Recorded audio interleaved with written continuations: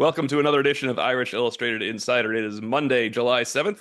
Quiet weekend for Notre Dame fans. I am Tim O'Malley, joined today by Tim Priester of Irish Illustrated and John Bryce of Football Scoop. And guys, we can cut right to the chase. Biggest news of the weekend: Notre Dame will open its 2026 home football season with Rice. That's September 12th. Tim Priester, what is your favorite Rice Notre Dame memory? I don't have any. I've wiped them out of my mind because of what happened to Charles Jagusah this Yes. weekend. Yeah, Charles Jagusah kind of ruins July, and we will get to the three wide receiver commitments that seemed like they was going to lead off our podcast, but Charles Jagusah injured, emergency surgery on his humerus. Prognosis is not official, but in a UTV accident. And John Bryce, I know you did some digging on this over the weekend, and I pulled as many orthopods and ER doctors as I possibly could, but of course they have not seen the scans. Yeah, and certainly I have not seen the scans, but I've talked to people who have had direct contact with folks in Wyoming regarding the Jagusah situation. And so I'll get right to it. He had surgery late Saturday evening there in Cody, Wyoming. They were worried about the tricep having torn, but in a bit of good news for Notre Dame, I'm told that there was very minimal damage to the tricep associated with the quote compound fracture. It was minimal. That's a direct quote from someone who's been briefed on the situation. Going on, let me share a couple of other additional details. Well, first of all, and I think you have this information as well, T.O., and that is there were a total of 11, maybe 12 Notre Dame football players. There were at least 11 Notre Dame football players out for a long weekend, a holiday weekend in Cody, Wyoming. I was told by folks there that Cody people were quite impressed to see Notre Dame football players, these giant men, walking around downtown Cody. They're used to seeing bulls and horses and some of the world's best rodeo people, but they're not used to seeing a bunch of football stars from one of the most prominent programs of football anywhere in the world. So that was a neat thing. I was told by the Cody folks. I was also had it indicated to me. Well, here's a direct quote. Keep hearing and seeing on social media he will be out for an extended time or a season-ending injury, but that's just untrue. He's getting released Sunday afternoon, so yesterday. He'll stay there in Cody for a couple more days to monitor things after the surgery, and then he'll be back to South Bend by Tuesday or Wednesday, I was told. So anyway, the surgeon was pleased. Again, he was worried that he would have damaged or potentially severed his ulnar nerve, but it was unharmed after assessment. So that is incredibly good news.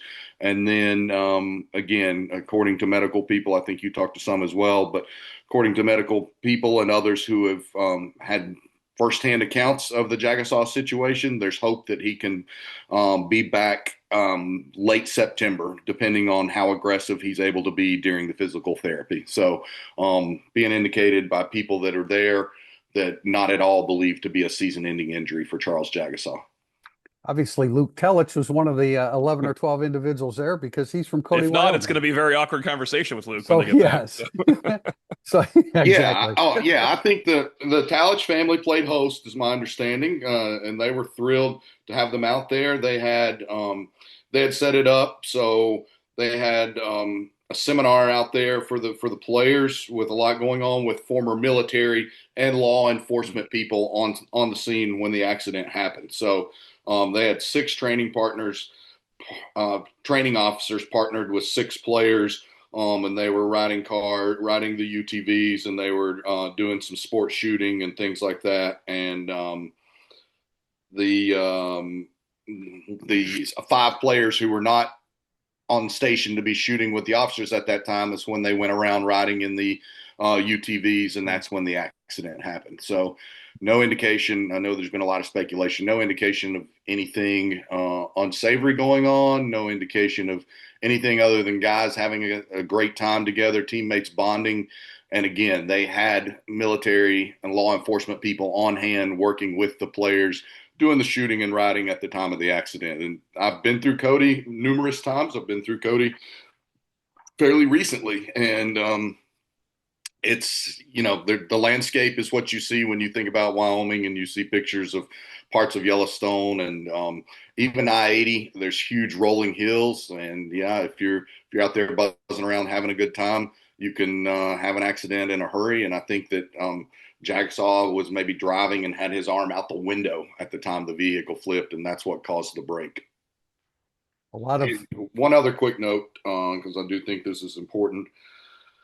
And I shared, I think TO had the same information, and that is they applied a metal plate to completely surround the fracture so that it'll be very solid, and that'll give him extra protection and further fortify the bone and its healing process moving forward.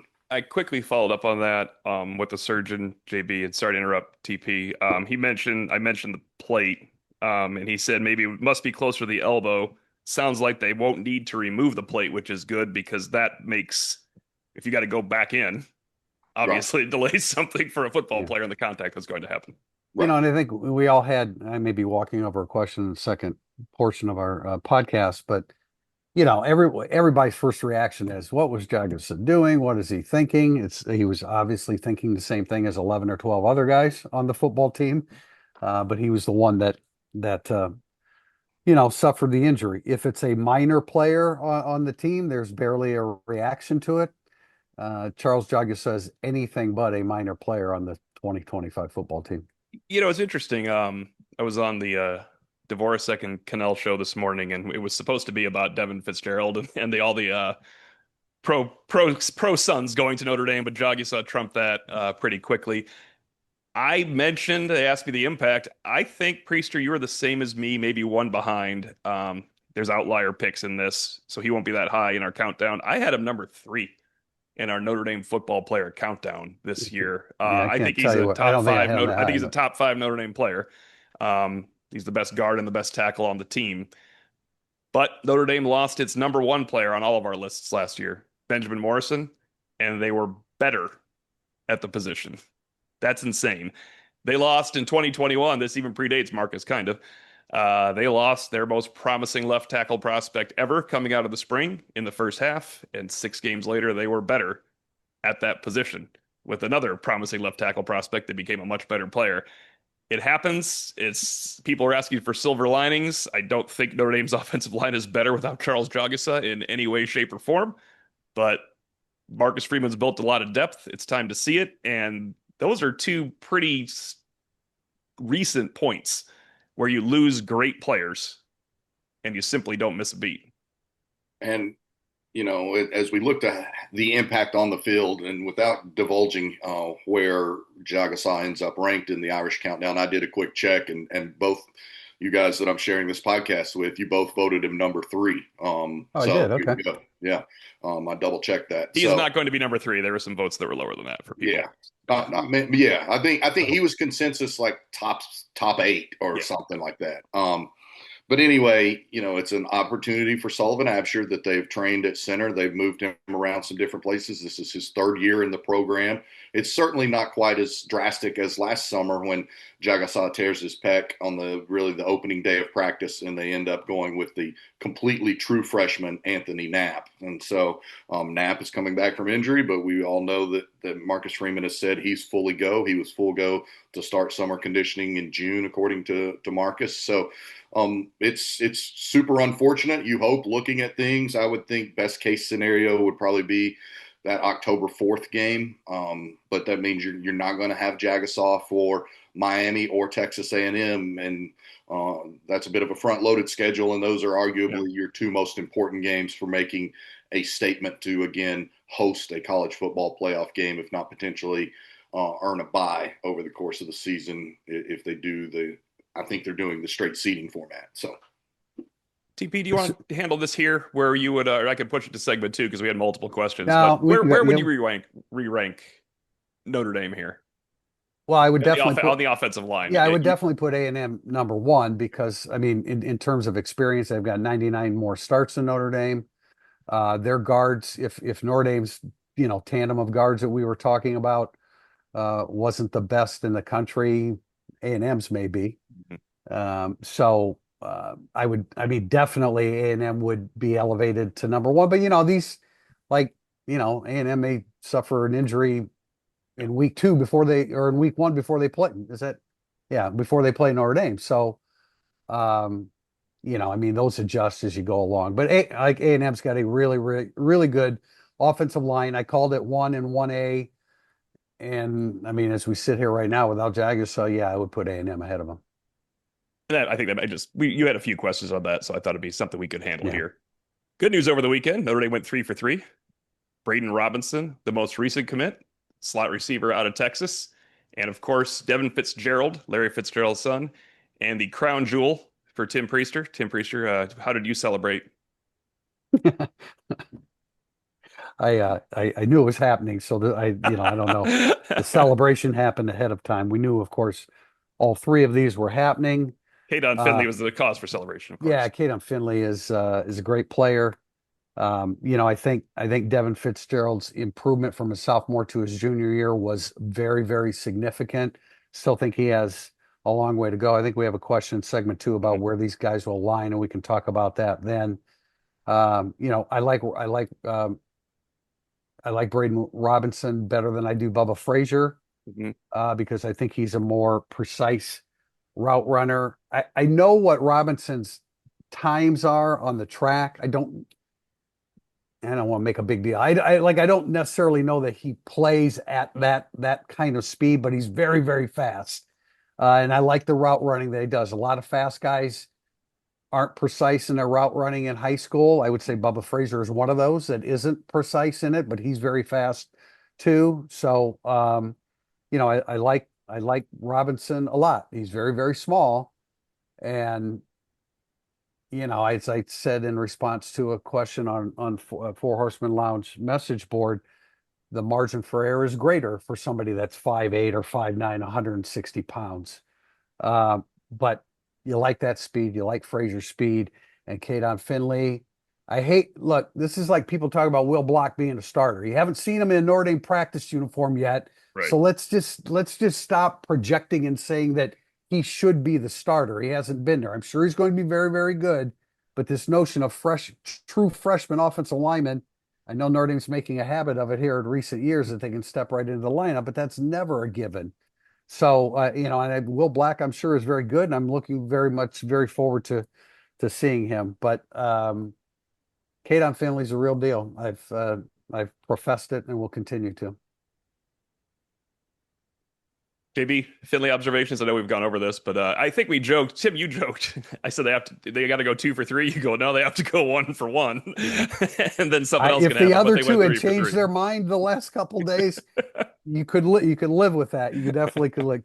And somebody got a question about. I said it was a lead to my film review of Finley, and I said landing Finley would change the narrative, and it was brought up. Well, they're not Ohio State level. I didn't say they're Ohio State level. The narrative was Mike Brown can't get a big time receiver, and I had said he's going after too much low hanging fruit. Kaydon Finley is not low hanging fruit. He's a great player, and that changes the narrative for Mike Brown because he went out and got a highly rated, great football player. And to your point, TP, he went out and got one that Texas wanted, that he pulled out Yeah. of Texas, and that Texas was considered the front runner for a really long time. That Texas was considered to have a lot of built-in advantages there. And Mike Brown and Marcus Freeman went out and got it. What do I like about Finley? I think his catch radius is much larger than his frame. He catches the ball like he's 6'3" or 6'4". Well, just the things that you see him do. He has unbelievable body control. And then what I like about a number of members in this class, and Finley is obviously who we're talking about right now, extremely high football IQ. While we're talking about how Marcus Freeman is turning Notre Dame into NFL Factory 2.0 with all the NFL, the lineage of all the NFL stars that are either in the program right now or coming into the program. The thing that to me that signifies is not just great genes, but those kids have grown up around the game and they have very elite football IQ. I don't know if I certainly have not done enough talking about that because I think that's one of the most undervalued or underappreciated points. And I promise you it's not undervalued over in the Goog, but they love the football IQ of these players in addition to the lineage. And we do have a question, second segment along those lines that I'm looking forward to getting to because I think it's and I said this in Devin Fitzgerald's film review, and it's not to diminish the kid, but he's Larry Fitzgerald's son. I mean, Larry Fitzgerald being a part of the Notre Dame football program is huge and really important. And Yeah, it's a great point. It was cool that Ryan Clark was for a year. Larry Fitzgerald is an Yeah. all-time Hall of Famer. Ryan Clark's a popular media personality at this time, but yeah, I get your point completely. the name Larry Fitzgerald is going to resonate with parents of future recruits because you got stats already, Tim? No, I was going to say even more than Bryant Young, although Bryant Young has a Super Bowl ring. I'd like to point that out too, but that resonates more with me. But no, Larry Fitz, I agree. And it's the first thing Eric said when he sent you film on Devin Fitzgerald. I'm going to call him Larry Fitzgerald, unfortunately, a couple times, I think, at this point. But when he sent you film on Devin Fitzgerald, he said, "Here comes film of the greatest pass catching son in history," or something along those lines. I had to do a double take, but I agree with you, Tim. That's a different level. It'd be like David Robinson if Corey Robinson was a basketball player. I mean, that's the level of player you have here. Now, Bryant Young was different because he had played at Notre Dame, and I mean, obviously that's hugely significant. And you've heard me say many times what an awesome human being I think BY is. But it all adds up. We got some questions in the second half, and we'll address it a little bit further. Looking to upgrade your wardrobe? Founded by Notre Dame alum Go Wang, you've seen ESQ's custom clothing on the player walk and all of your favorite players and coaches. With more than a decade of making the best bespoke clothing available, ESQ will help you look and feel your best.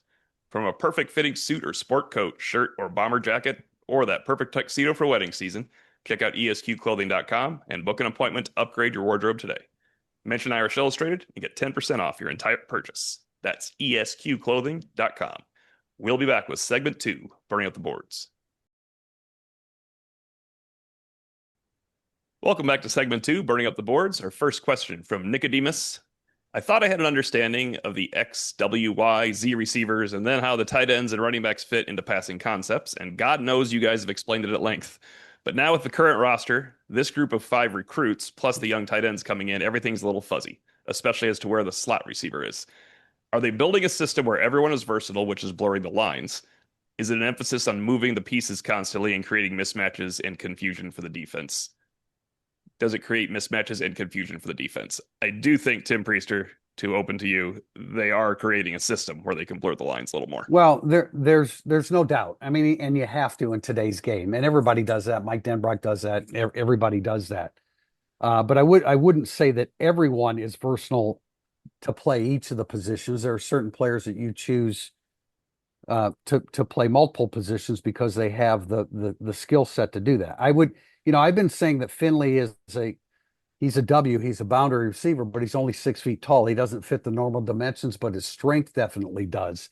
He's probably a W or an X. And again, these guys can move around. I think Fitzgerald is a boundary receiver unless he can do what Greathouse does from the slot and win some physical matchups there. I think, Faison Robinson definitely because of his size is a Z, a slot guy. Faison, probably like his brother, can play X and slot. I never would have guessed that out of Jordan Faison upon entry to the program, though. I thought he would be a slot the whole time. No, I agree. Yeah. His speed and some of the other assets he has in catching the football and getting open allow him to be in more space. And then Frazier, I mean, probably in X, you can't have 3 guys at the Z in one class. So. But yeah, I mean, there is a blurring of the lines, but not in every case. Jaden Greathouse can play slot and you can move him around. You can't necessarily, do that with everybody. And a lot of it is skill set. JB, what's your perspective on this? Yeah, I think that Mike Denbrock is seeking to maximize versatility. Like you guys, I was surprised that Faison was able to play out there on the perimeter. But it's not just his blazing top end speed. If you watch, it's his footwork and quickness to be able to get off the line of scrimmage, even though he's by no means the biggest wide receiver in the group. So I think that Mike Denbrock's offense, when he was named Football Scoop Offensive Coordinator of the Year right before coming to Notre Dame, it's because he had splendidly talented NFL wideouts, but he could do a lot of different stuff with them. And I think that that's the goal here. He wants to be multiple. He wants to give opposing defenses headaches. And much like Chris Ash started implementing some zone coverage for the Irish secondary this year, just to be able to give that look, Mike Denbrock wants to be able to have some positional versatility to give defenses a lot of stuff to have to think about. I think there's nothing wrong with being pigeonholed into one spot. I'm sure Michael Floyd could have played many, but he was so good at W. There was no point of him not winning one-on-one matchups on the boundary. Then again, you could just move Jeremiah Smith wherever you want, and that causes a problem for the defense. So I mean, I think they always want you to be able to play two spots. Would be ideal, because in any form of hurry up or any form of up tempo offense, when you're trying to stress a defense, they want you to be able to play two spots. Question from B Scorna. 19 out of the last 21 seasons of preseason top 10 has finished unranked. Who do you think could be that this year? And what are Notre Dame's chances to do that relative to the rest of the top 10? So Notre Dame would have to lose 3 outside the top 10, right? I think so. To be 10-2, you'd have to lose 3.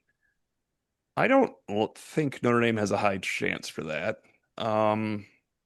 Who would you guys? So is Oklahoma considered a top 10 team? No, I no. don't, not preseason. The original question though is to I know finish Phil Steele unranked. kind of predicted them, is the only reason I said that, to be top 10, because he does his prediction, not his picks, but who he predicts will be an AP top 10 team, you know? Yeah. I'm gonna look right now while you guys talk. Well, probably because of their quarterback transfer. I mean, yeah. Oklahoma not predicts them at 9, Michigan at 10. I mean, there's 2 candidates. Well, I didn't consider. Oh, well, I'm jumping in. I asked a question. Sorry, guys. No, go for it. There's no wrong way. We're just debating here. I'm Okay. trying to see if there's a consensus on the top 10 out there right now. Okay, Right. well, yeah, I have, I guess the ones that I think are consensus, LSU, because of they had the best transfer group in the SEC. Oregon's in the top 10, Alabama's in the top 10, Miami's in the top 10. I think Notre Dame is not going to go unranked. I mean, of the teams I just mentioned, LSU, Oregon, Alabama, and Miami, I mean, I look at SEC schools because they're the most likely to play so many dang good teams during conference play. They're just going to lose a few. And LSU's a top 10, but they're at Clemson, at Mississippi, at Bama, at Oklahoma. Good Lord. Yeah, now they There's should win your all. call. Yeah, I mean, they should win all their home games. Yeah, but that's But that's at Clemson, nuts. at Mississippi, at Alabama, and at Oklahoma, and I guess finish unranked, you'd add a bowl game to that. Sure. But in Alabama, at Florida State, I don't know.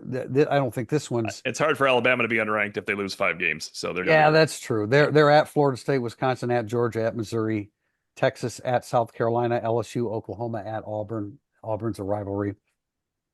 That's a pretty tough schedule. But I don't see Oregon. Oregon has 6 starters returning, but they're not going to go unranked because of the talent and the coaching. And then when you play a Big Ten schedule, they have a non-conference against Oklahoma State. They play at Penn State, Indiana, Wisconsin, at Iowa, and USC. Oregon's not going to finish unranked because they're in the Big Ten, and that's their schedule. Those are the 4 teams that I looked at. I think LSU's road schedule makes them the most likely candidate. Yeah, I think I guess Miami is lurking around the top 10 in a lot of these.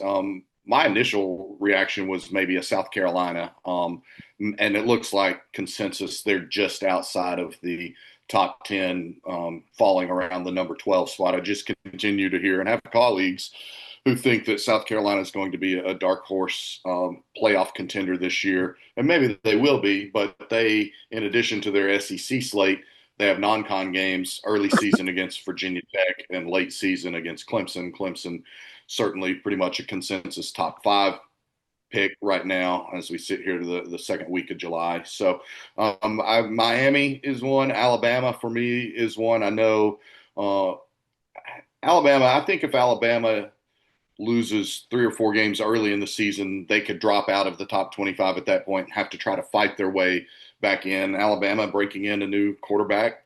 Ty Simpson, I think, is going to be the starter. I've known Ty a long time.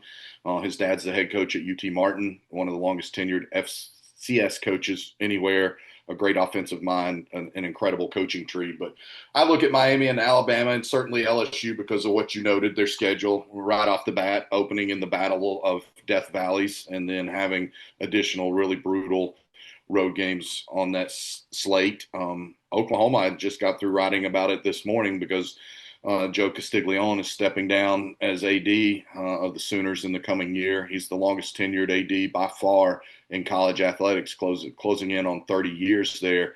But he had to hire Bob Stoops within a year of arrival, and his successor could have to hire a new coach because Brent Venables has 2 6-7 seasons sandwiched around a 10-3 season. And I forget the stat, but it's the most losses in a 3-year period for Oklahoma since like 1949, 50, 51, something like that. Oh, cow. I'm going to cheat a little going by Phil Steele's projected. He has SMU to projected to be number 12. You think they take a step back? Well, they have Baylor at TCU, which of course they scored 66 on last year. They have at Clemson, they have Miami, and they have Louisville. And if SMU loses 4 games, they won't be ranked, unlike Alabama, LSU, South Carolina, those other teams. So that's a little bit of cheating there for a very, I'm not sure they'll take that big of a step back. I would not predict them to go unranked, but that was the goal of the question. So they're a playoff team. That's a lot. They're allowed. I can use that. Our next question comes from Twickenham ND, and I chose his moniker for this one over the same question asked by Ever2XL, CR Lewis 80, Wash ND, Who JND fan, Martin Evenflow, Shakedown the Thunder, and Top Relax 10, who all had this version of the question: do NIL deals typically have prohibitions on ATV riding and other dangerous activities similar to contracts in professional sports? And Jack Freeman knows why I chose Twickenham ND as the moniker. JB? It's just a few streets. Because it's just a few streets over from my house. Is that why? We're in Twickenham Hills growing up, so there's the right by the pool. Right by the pool.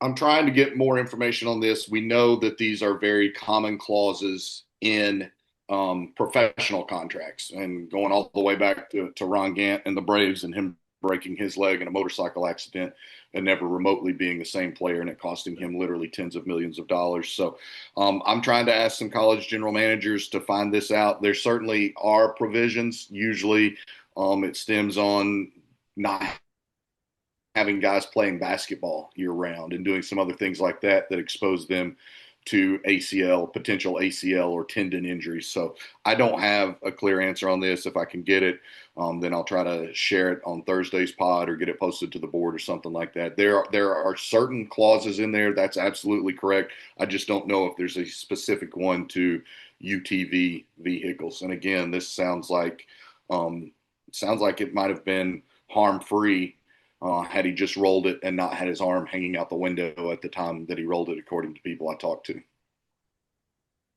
All right, we have a question from Drew 2000, which Terry Benedict asked something similar to that. And the question is, thoughts on Marcus Freeman and the awesome job he does recruiting NFL players and kids? Do you think it is his ability to connect in general? Do you think it is the NFL players' ability to see that a career in the NFL can be fleeting and then Notre Dame can set up one for life with the education aspect?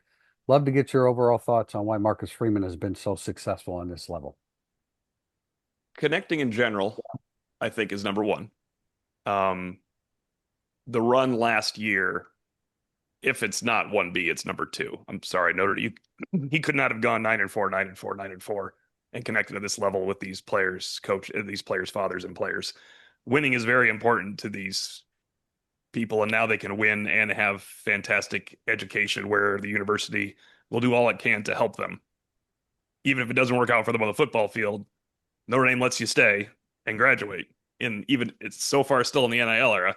I think that's the third part of it. So Marcus Freeman's genuine connection, Marcus Freeman winning and beating Georgia and Penn State, it's huge. That draws you in. And then I think once they get on campus, they realize you got to get on campus with an open mind first. And he's getting them on campus easily with an open mind. And then I think you can close with what Notre Dame, the university, has to offer. You know, the people that Notre Dame has their prospects meet with when they come through, especially if it's a priority prospect, the time that they get to sit down with Bavacqua, a guy who's been head of NBC Sports, who's been in the PGA, who has such a brilliant kind of worldview as it comes to athletics. I think so. The Notre Dame component, I think, is incredibly high, specifically among the NFL players, because the NFL players know about generational wealth or about trying to accumulate generational wealth. They know that NFL truly is the not for long league. The percentage of guys who get a second full contract is incredibly minimal. And so I think they do possess the perspective to say, okay, my kid's good enough to go play ball anywhere. Let's make sure he's going to play ball at a place that's take care of him for the 40 years. So I think that that's significant. And then obviously Marcus Freeman and the run of last year. So that to me is kind of the pie. It's a pie and cut into thirds, no more than fourths. I love this question because I thought Drew 2000 when he said, "Do you think it's an NFL player's ability to see that a career in the NFL can be fleeting and that Notre Dame can set you up, with a great education?" I mean, I absolutely think that's it. When you're 18 years old and you're picking a hat off of a table to determine what school you're going to, you think you're going to play forever. When you're coming out of college and you're a high draft pick, you think you're going to play forever. But these dads of these players understand that the reality is you could have a Hall of Fame career and be done at age 33. And so I think the appeal of Notre Dame is great. I think Marcus's ability to communicate just about any message as it relates to the specific situation is fantastic. And I have no doubt that players like, it's easy for BY to, make the decision or support Bryce, his son Bryce coming to Notre Dame, but some of these other guys. And I just think, I mean, some of these NFL dads didn't have Hall of Fame careers and were done playing in their 20s. You don't just have a life to live after that. You've got a couple lives. You can vouch for that. You've got a couple lives to live after you're done playing football. If you're done when you're 28, 26, 29, whatever. I think I thought that was a great point by Drew 2000. I think that's a massive part of what's happening with Marcus Freeman and his football program. Our next question is one of two, actually, from Maltese Irish. That's poor editing by yours truly. What role, if any, do you think the potential of CJ Carr at quarterback factored into the sudden surge of talented wide receiver commitments? It's a good question. It's a fair question. But I mean, is Notre Dame in a position to be telling wide receivers, "Hey, CJ Carr is going to be the quarterback for the next 2 or 3 years"? I bet they are. Well, I mean, I think but you've got another quarterback on the roster that you've got to be careful about. Maybe So one of these two guys is our quarterback for the right, next couple years, exactly. and they're fantastic. Or you could say we love CJ Carr, but Kenny Minchey closed the gap, and whoever wins the job is going to be a competent quarterback to throw to you for the next couple of years. I don't know, however you couch it. I don't think you can just approach guys and say, well, CJ Carr is going to be our starter. And then that information gets back to Minchie, and now you're down to, your CJ Carr and your unproven, unplayed freshman quarterback. So I don't know. It's a good question, but I think diplomacy certainly is in order when you're trying to sell your passing game to a highly rated receiver. Yeah, you know what I think it probably is more Mike Denbrock and more saying, hey, did you see what Jaden Daniels did last year in the NFL? Oh, and by the way, those two receivers we had at LSU that we just put into the NFL, did you see what they did? So to me, I think it's the evidence in Mike Denbrock's offense, particularly the NFL Sunday evidence that we're all seeing right now, that from a very recent example of Mike Denbrock's offense, coupled with the prospect that Notre Dame will throw it more, be it with CJ Carr or Kenny Minchey. So I think Denbrock is a lot of it, because Notre Dame can say, we're going to evolve our offense. We're going to throw it more. And if you don't believe us, then look at the guys Mike Denbrock just coached into the first round at LSU. Tim, I had a mailbag question yesterday asking, because we always talk about how we said Marcus would be a better coach in year 3 and 5 than year 1. How will he be a better coach this coming year? This is off the field, but in terms of recruiting, I would stop hammering home you're an offensive and defensive line driven program. Just be an offensive and defensive line driven program and talk about how your offense is taking the next step publicly. Throw it out there all the time. I think that's a good point. First of all, JB, I think that's a great point about Denbrock. I think that's a good point. I've thought about that before, Tim. Yeah, I mean, you can be an offensive and defensive line driven program and not say it frequently. Right. And I Yeah. understand why he You got to did. be it. You have to be Yeah, it, no, of you have to course. be, yeah, you have to be it.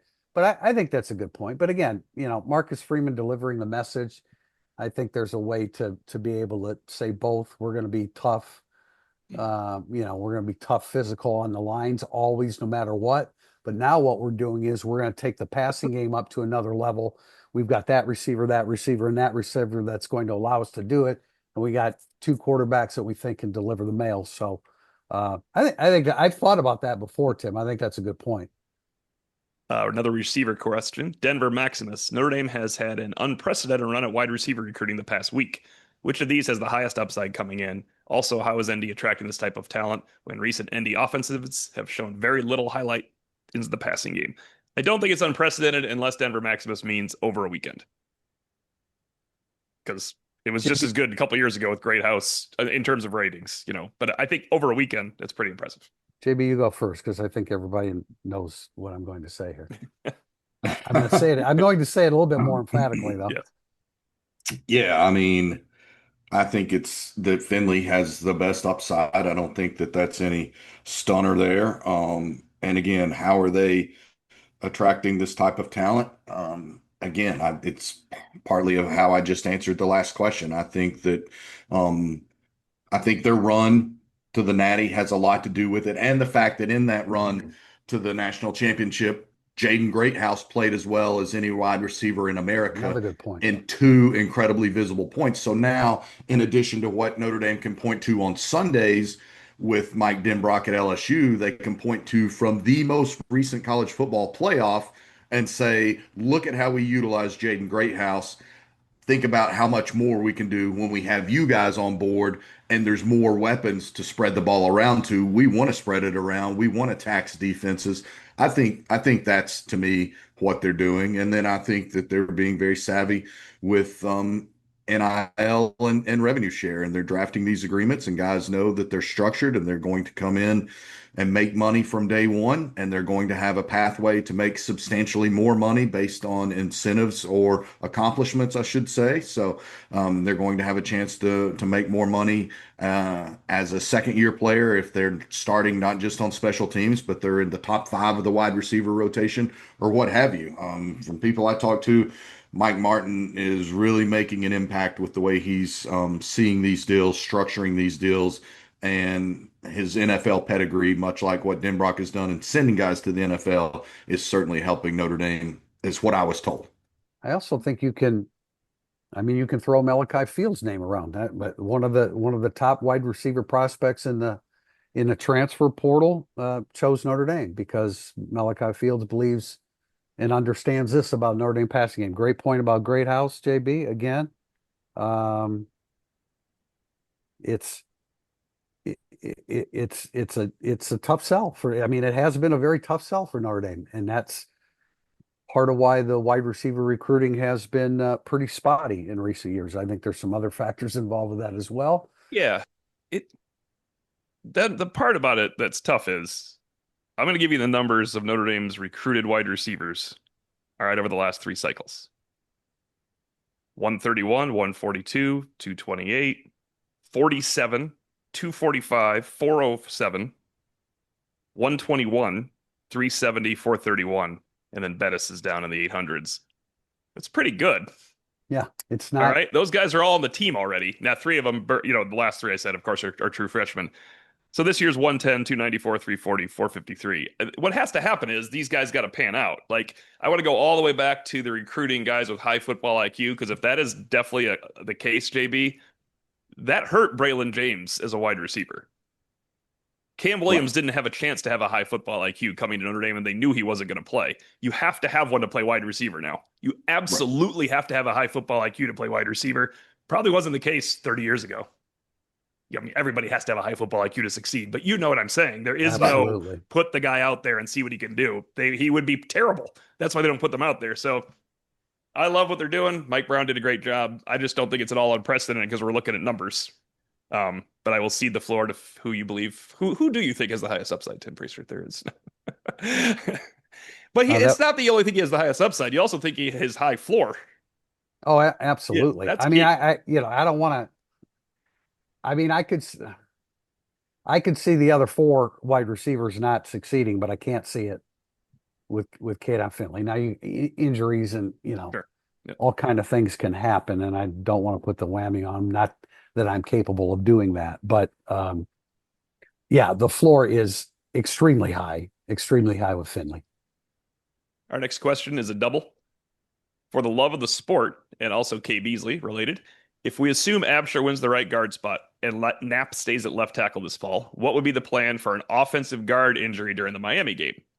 Kay Beasley also wonders, a lot of people jump into the Jagusah injury, suggest putting Knapp back inside and starting Will Black. Wouldn't Gerby Lambert be a better option in that situation? I thought we should discuss the Lambert thing in case people somehow miss the timetable of return. If Has Gerby that been, Lambert wasn't hurt, I think people would just be saying yeah, Gerby what Lambert is the guy. has there been a specific timetable established? So 4 months for Jagusah, similar injury. Gerby Lambert was injured around April 4, 5. It would be the beginning of camp. He should be ready to play football in September. Play football for Notre Dame. It doesn't mean you're a starting left tackle at Miami, but playing football for Notre Dame seems to make sense to me there. But still, Anthony Knapp has started 15 games and against some of the best teams in the country. Yeah, I mean, I think Rudolph really, really likes Anthony Knapp at left tackle. That's what I was told in spring. And so I don't think they're in a hurry to get Knapp off of that. So Garby Lambert with his size, the way he moves, I could see him being able to slide right in there. Would it be a Joe Otting or a Styles Prescott? I don't know. They like on Prescott, they like his violent hands. They like the way that he plays. Obviously, he's super young in the program. That's a great question It is. The injured because guard is.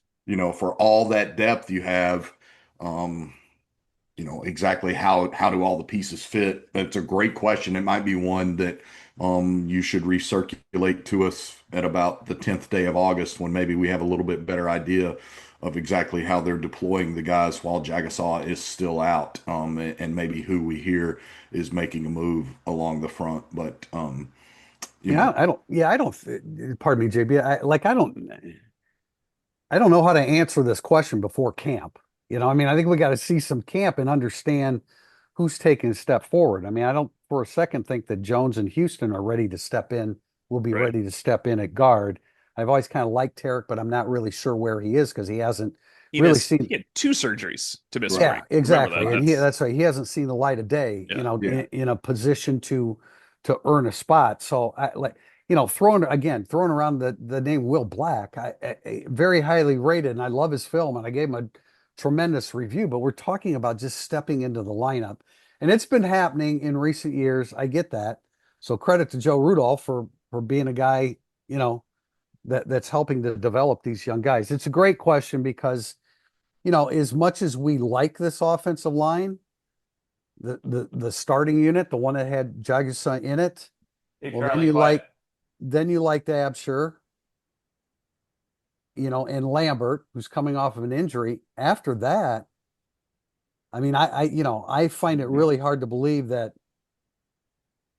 that Prescott is ready to play. He's ready to play. I don't think. Yeah, I mean, I know what you're saying, JB, but I don't think he's ready to play right now. That's why I say. I mean, some of these questions, and I appreciate the curiosity. It's a good question because they finally have too many tackles and not enough backup guards to Exactly. John Bryce. No, you're exactly. I was getting ready to say, like, you don't want anybody injured, but we would be, if it was Knapp instead of Jagusah, you would just say, oh, well, you put Jagusah back at left tackle and you roll. And it's not quite that easy, but I do think Tarek, we got to visit with him this spring. I think he feels healthy. He got some valuable work in the spring. I think he's a guy probably right here today on July 7th. He's probably the guy who would maybe get first crack at it, and then you go from there. He was on the two deep. He was on the 2 deep last year, right? All of last year. Okay, that matters. so I know he wasn't the next guy in, but he was on the 2 deep. Here's what you don't do: you train Anthony Knapp at left tackle, starter. He's our guy, and then in the middle of the game, you put him at guard. Number one, he's undersized for guard. Correct. And number two, he hasn't, I mean, how much opportunity are you going to have for your starting left tackle to get guard reps during camp? I mean, you may have to make a contingency where you have a few practices where where you at least have him dabble at that, so he's got a feel for it. It's a great question, but I don't think we can really answer it right now because, like, I immediately had a question when the news came out about Jagusah. How long do you think he's out? I'm not sure that Notre Dame knows exactly how long he's out, let alone us who don't know any of the real details. JB knows a lot of them now, but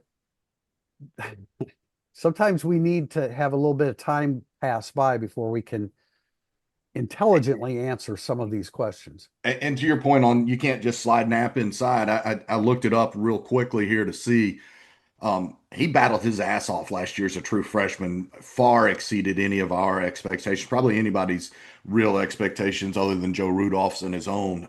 But he played last year at 294. Well, Notre Dame's most recent roster has him listed at 296. So it's not like he's bulked up 15 or 20 pounds. He's not been able to between the injury and just continuing to grow into his frame. He's not one of those guys that we've seen add 15 to 20 pounds of muscle across year one to year two. So that's another reason why I don't think you just automatically slide Anthony Knapp inside and put Will Black out there. What I would do if I were Joe Rudolph is I would approach Chris Terek right now and say, all right, big boy, it's time for you to step up. I know you were banged up.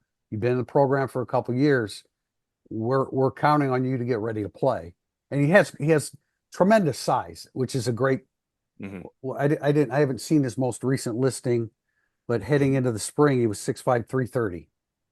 So he does have that going for him. And I think he has the potential to be a pretty decent player. I haven't gotten a lot of feedback on what he's done since he's gotten to Notre Dame. And as you said, Tim, I mean, he had 2 injuries that he had to deal with this spring. Question from Maltese Irish. While once a frequent topic of discussion on the message board and podcast, we rarely see or hear James Randall's name mentioned anymore. What are your projections for him in year 2? And has his remaining eligibility been officially clarified?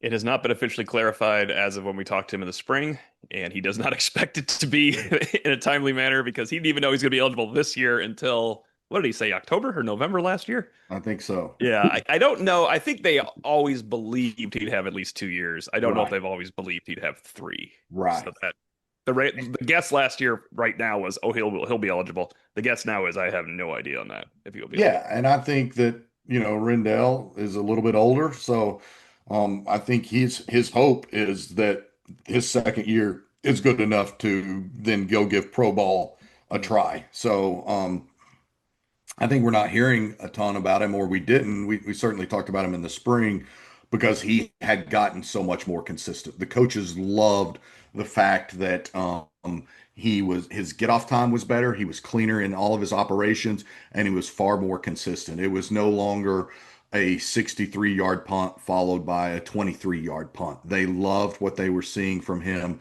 rep after rep, and I think that that's the fair expectation, is that you have a guy that's consistently giving you good hang time and helping you net 40 yards of field position anytime he's punting. I thought, and I had the same reaction as everybody else. I mean, the ball's bouncing upfield and it's dead after rolling to a 44-yard punt, and you can't believe that he missed it. He didn't hit it as well as he should have.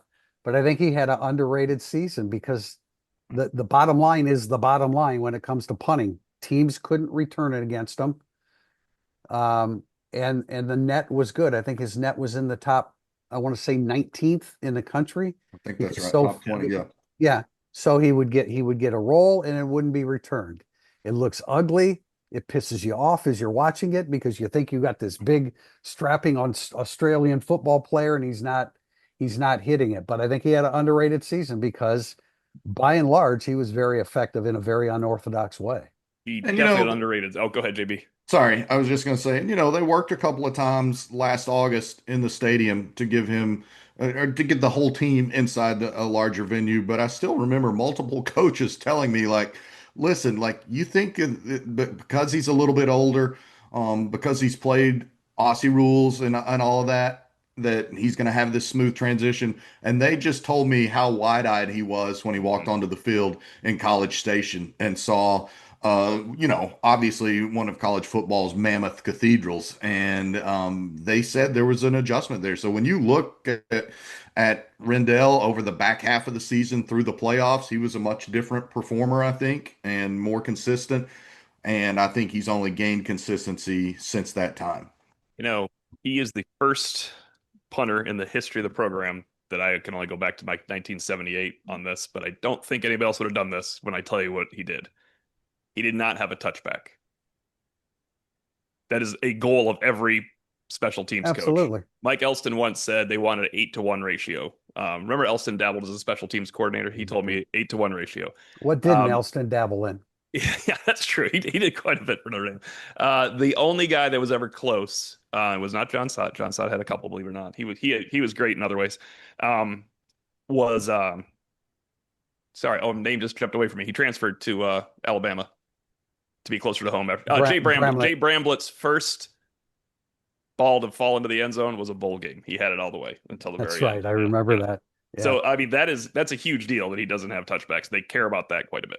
Yeah, I would imagine his consistency, though, of ball in the air is going to improve this year. He said he was nervous too. He told us. Yeah. I mean, can you imagine? No. Like I had, I walked onto a baseball field and looked into the outfield, and it said Oklahoma across the wall. That was the size of a skyscraper, and I there were probably 128 people there, and I was scared to death. Imagine. I mean, I don't care if he's a little bit older. No. It's got to be shocking for a guy, especially in the United States where you've never performed before. I mean, the whole thing has to be a little bit overwhelming. We're going to wrap up with a question from Statman72. If the U.S. Series is renewed with a 2026 game being played in Los Angeles, then Notre Dame would play in 6 away games. Has Notre Dame ever played 6 regular season road games? I'm assuming you looked this up, Tim. I did, but I knew of one. Because it was a pretty good team, but I can think of a couple, and they are related. In 91 and 97, they did it. They played Hawaii. Of course, that helps out with that 6th road game. They also did it in 1983, and that wasn't the best idea ever. But the other year, listen to these road games. They played at number 2 Michigan. They played at Purdue. They played at Stanford. They played at number 17 Air Force. Those were the days. They played at number 17 Penn State. And they played at number 7 Miami, which went on to win the national championship after beating Notre Dame's 23-game winning streak. So the second or third best team of my viewing lifetime played 6 true road games and a neutral site game. What Lou Holtz did. Sorry, I was just going to quickly interject. This year is the first time in several years that Notre Dame has 7 true home games, because they call a Shamrock Series game in New York last year, or they do whatever. So we'll wait and see. I think that a lot hinges on what happens with the vote for the playoffs starting in 26, and if the SEC coaches almost unanimously do not want to go to non-league games. So while the Big Ten and the SEC have worked together to completely transform the sport in recent years, along with Notre Dame's impact there, it's going to be interesting because there's a real divide. The Big Ten wants the SEC to have to play non-conference road games, but the Big Ten is the league that most covets the 4-4 automatic bid model for the playoffs moving forward. So that's going to be interesting. And I think that will determine a lot. That will have a lot of say in whether or not the Notre Dame USC rivalry continues in terms of what the resolution is for the expanded playoff format beginning in 26. Think about what Lou Holtz did from 1988 through 1993 with the schedules that they had. It's incredible.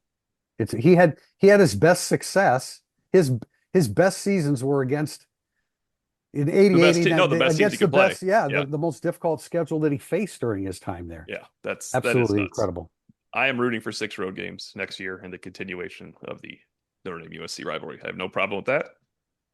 Just quit throwing those Shamrock Series games randomly off away in New York City. Go somewhere else, right? I don't mind visiting New York, but we need somewhere else. And it should be in November at warm.